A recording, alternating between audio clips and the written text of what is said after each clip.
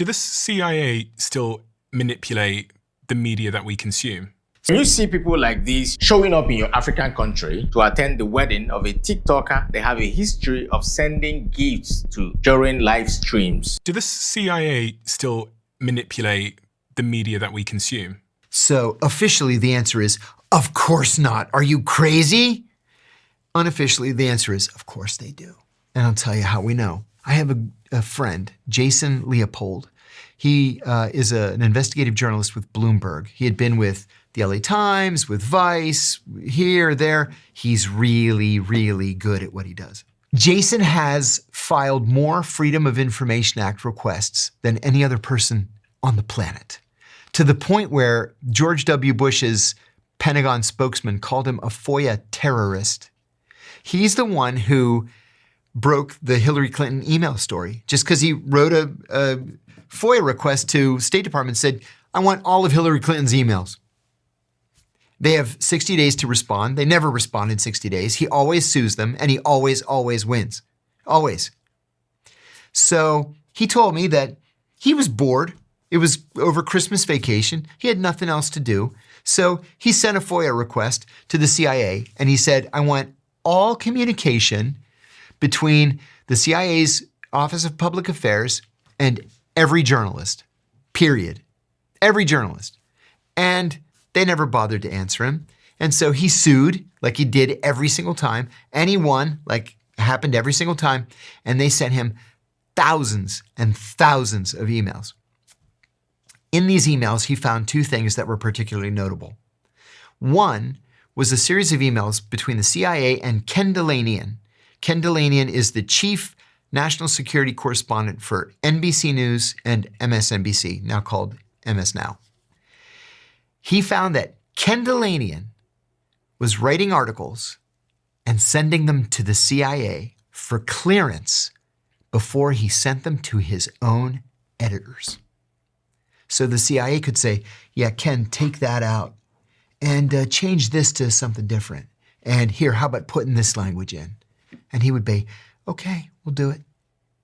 When you see people like these showing up in your African country to attend the wedding of a TikToker, they have a history of sending gifts to during live streams. The reaction that actually serves your country is not admiration for the lifestyle of your internet heroes or excitement about a cash gift. The more useful reaction, if you genuinely love your country and want it to survive, is to ask the following questions. Who are they? And what are they doing here? What is their connection to this internet sensation in your country? How did this TikToker who rose to fame almost overnight by displaying absurdities somehow end up so well connected to the rich and powerful both within and outside your country? Because more often than not, there is more to these things that meets the ordinary eye. And with just a little digging, barely scraping the surface, you will find your answers. Take one of them, for instance, Gregory Pizarro Jr., the individual you see here. He's a U.S. Army veteran and the founder of a crisis management and venture capital firm called Glenhouse. What does this company do? According to its website, it manages entertainment entities around the world and advises governments on defense and crisis management. It does the latter by relying on the expertise of former and active members of the American defense and intelligence community, which is a really fancy and roundabout way of saying industrial social engineering and sovereign information warfare. This organization manages entities in the music and podcast spaces that exist primarily as instruments of distraction designed to control the attention of audiences in target areas and direct it away from whatever the US government considers politically dangerous. Basically, its job is to weaponize entertainment to suppress any political awakening that might be building in areas where governments don't want it. So of course, it is no surprise that these individuals have found a convenient ally in this Nigerian TikTok star. Many people across the African continent watch these content creators emerge from nowhere and turn into massively influential figures basically overnight, and assume that this rise is somehow organic. It is not. It has never been organic, and you are not the ones making them popular. They are industry plants. There is a well-documented practice of social media platforms entering into boosting arrangements with sudden internet sensations, engineering their popularity from the outset. And then they literally tell me, they said, this is what we're going to do. We want to encourage you to like be on the platform to post content. We are going to tweak. What they called it to me was flipping a lever. We're going to flip a lever, and it's going to make your visibility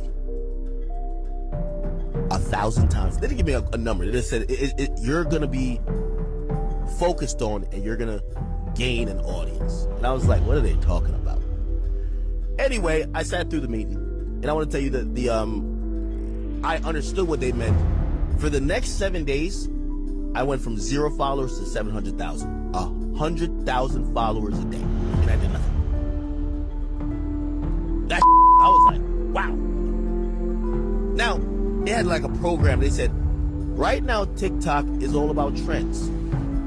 We make the trends. I'm like, what? It's like, we make the trends. We're going to put you on an email list. I still got the emails. And we're going to email you what's going to trend for the week. If you want to rise to the top of the algorithm, your account is already preferred. Just make anything with that. You're going to go crazy.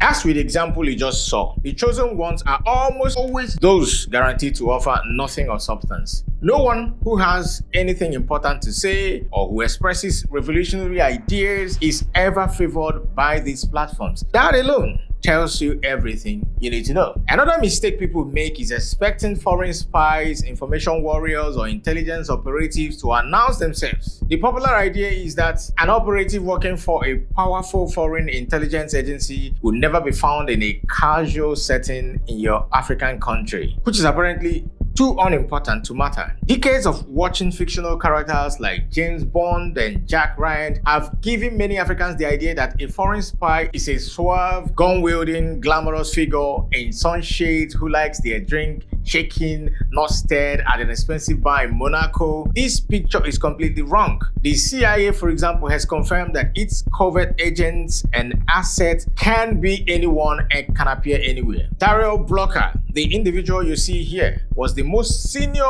black officer in the CIA Directorate of Operations before retiring in 2018. Yet, for the 6 years he served in Uganda, Ugandans had no idea and no reason to suspect him. That was because he joined a local band and became a local celebrity. He literally became a member of the Kampala Jazz All-Stars after performing a Bob Marley song with them at a local bar during an open mic session. He followed them across the country for years, performing in different regions, all to maintain his cover. You can imagine the reaction any perceptive local observer would have received during this time if they had suggested that perhaps this smiling foreigner was not just a friendly American who really liked performing Bob Marley covers, but was a trained intelligence officer and one of the most dangerous people living on the continent of Africa. They would have been called conspiracy theorists who were obsessed with blaming the CIA instead of holding the wary Museveni accountable. People would have jokingly asked them, what made you think Uganda was so important that the CIA would deploy an agent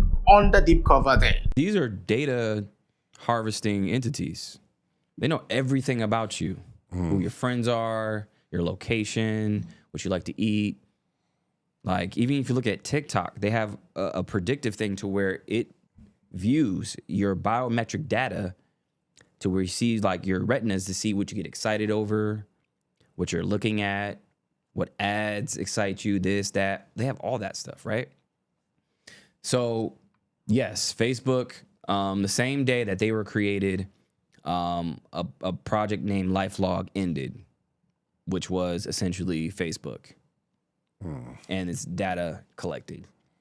Even if you look into Oracle, so you guys know Larry Ellison, right? Can anybody tell me why his first client before he started Oracle that we know today was the CIA themselves?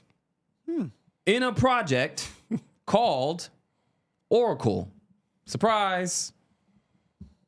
And this is in the 1970s, right? So there was data collecting and all that stuff. So all these companies that we come to know today have some type of government background, government backing, and then they release and like, oh, look at this mogul.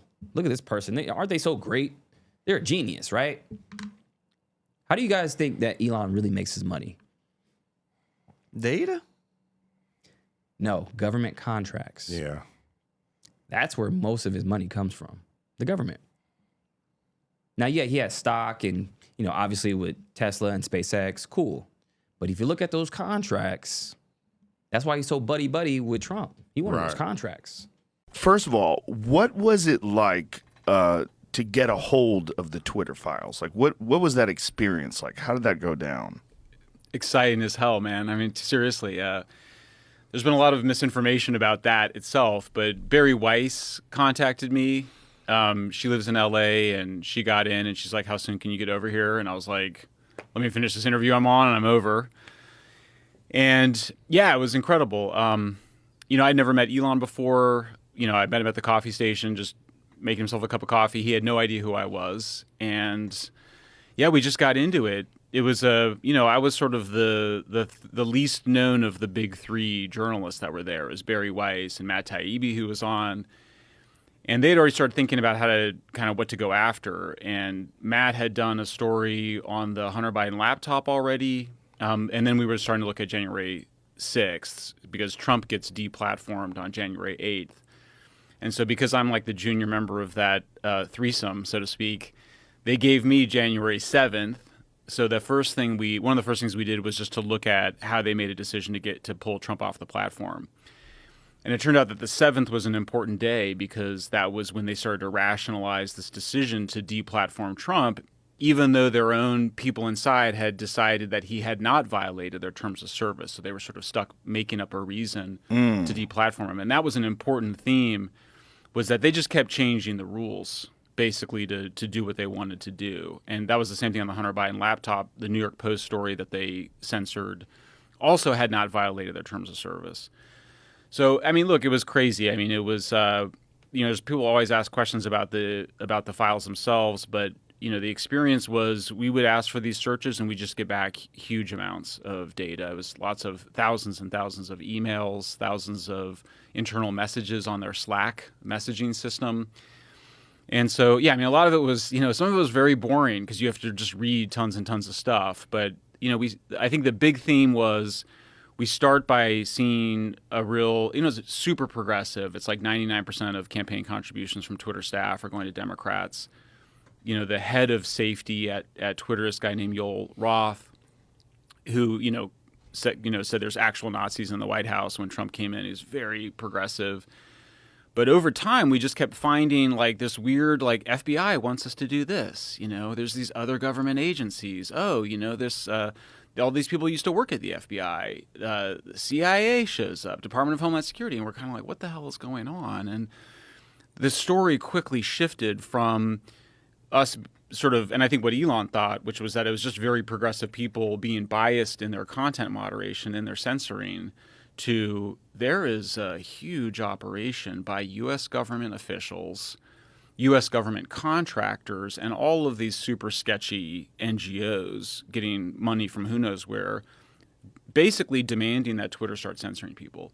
And at that moment, the story shifted for all of us. And that was, I think, where Taibbi became particularly important and sort of the lead because he had had so much experience on sort of looking at how the U.S. government during the War on Terror had waged disinformation campaigns, propaganda campaigns, and it became clear to us, over time that the U.S. government had turned its propaganda and disinformation campaigns that it had been waging abroad, it turned them against the American people. And that was where you just sort of get chills up your spine and you were like, this something seriously sinister is going on.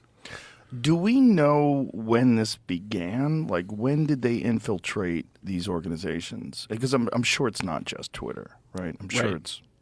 Oh, no, absolutely not. That's part of what was so terrifying is that it was all of the social media companies, including Wikipedia, by the way, which we don't talk enough about, but also all of the mainstream news organizations are all being organized. So when does it start? It really, what you're looking at is the apparatus that was created by the War on Terror, over the last 20 years, starting after 9/11. Then there was a battle against ISIS because ISIS was successfully recruiting on social media. So there was sort of a counter-ISIS recruiting campaign that occurred. Then you get the big event is Brexit 2016, Trump's election in 2016, and the establishment just freaks out, absolutely freaks out. And there's a lot of different motivations here. So one of the motivations is just to blame Facebook, blame social media for Trump's victory.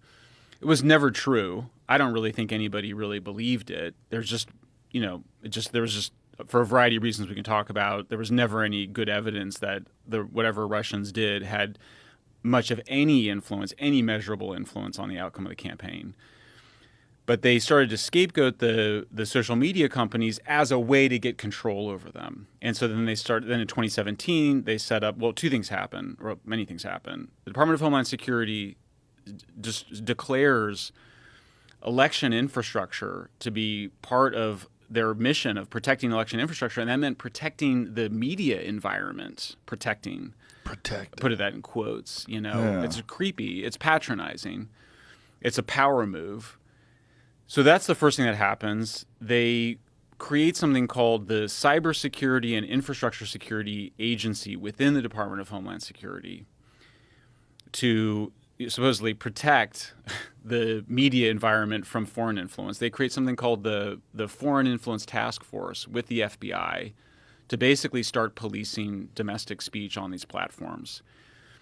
They start organizing all the social media companies to participate in these meetings. So you had Mark Zuckerberg, the CEO of Facebook, in here, and he says to you, there's this critical moment where you ask about the Hunter Biden laptop, and he goes, well, yeah, in the summer of 2020, all these FBI guys come to us saying there's going to be a hack and leak operation involving Hunter Biden, which is super suspicious because, as everybody now knows, the FBI had Hunter Biden's laptop in December 2019.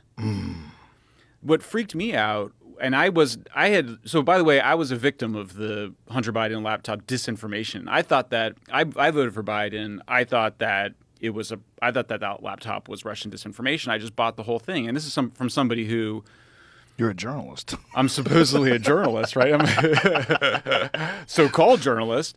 I bought it. I'm still a big liberal in so many ways. And everybody I knew was like, oh, and besides Trump, it was just for all the reasons that progressives bought that the laptop was fake. I bought that it was fake. So then when you realize that it was real and that everything in that New York Post story on October 14th, 2020 was accurate, I started seeing stuff in the emails. The thing that really freaked me out was this thing that Aspen Institute, it's called a tabletop exercise, and it was actually a Zoom call, to role play how to deal with a Russian hack and leak around Hunter Biden. This is like in June of 2020. So this is like months before months before Rudy Giuliani gets the laptop, but before Rudy Giuliani gives the laptop to New York Post.